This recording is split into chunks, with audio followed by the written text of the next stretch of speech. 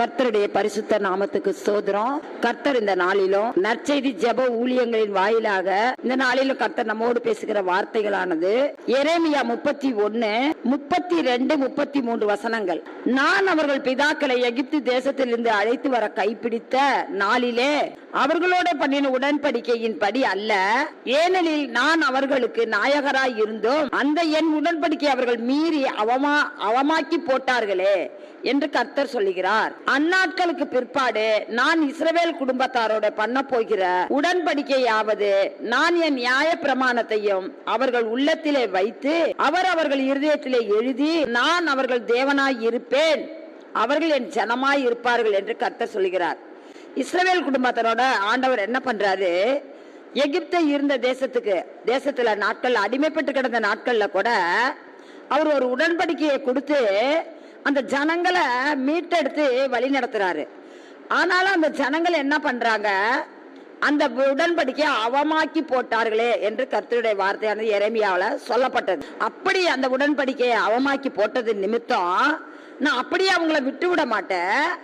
ஆனாலும் அவர் என்ன சொல்றாரு? அந்த நாட்களுக்கு பிற்பாடு இஸ்ரவேல் குடும்பத்தோட பண்ண போகிற உடன்படிக்கையாவது, நான் என் நியாய பிரமாணத்தை அவர்கள் உள்ளத்திலே வைப்பேன் அப்படின்னு ஆண்டவர் வாக்கு சொல்றாரு. நியாய பிரமாணம் அதாவது மோசையின் மூலமா 10 கட்டளை கிடைக்கிறதுக்கு முன்னாடி கொடுத்த எல்லா காரியங்களுமே நியாய பிரமாணம் தான்.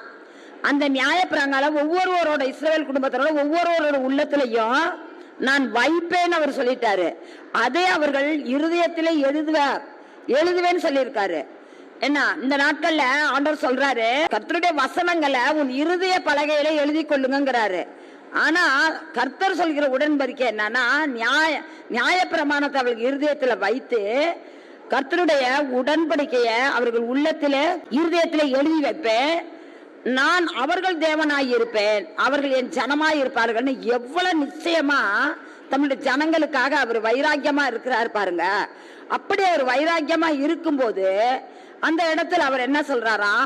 இந்த நாட்கள்ல ஊழியம் செய்யணும்னு நம்ம எவ்வளவோ வாஞ்சியா ஓடுறோம்.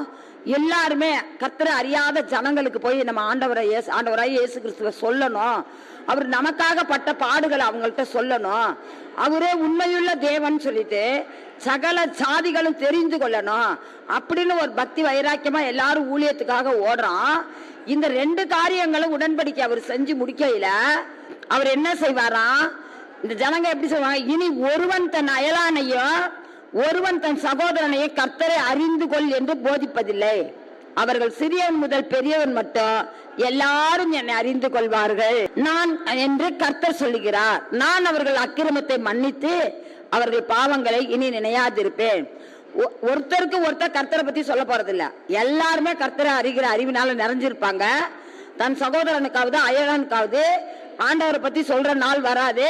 எல்லாரும் கர்த்தரை அறிஞ்சிருப்பாங்க.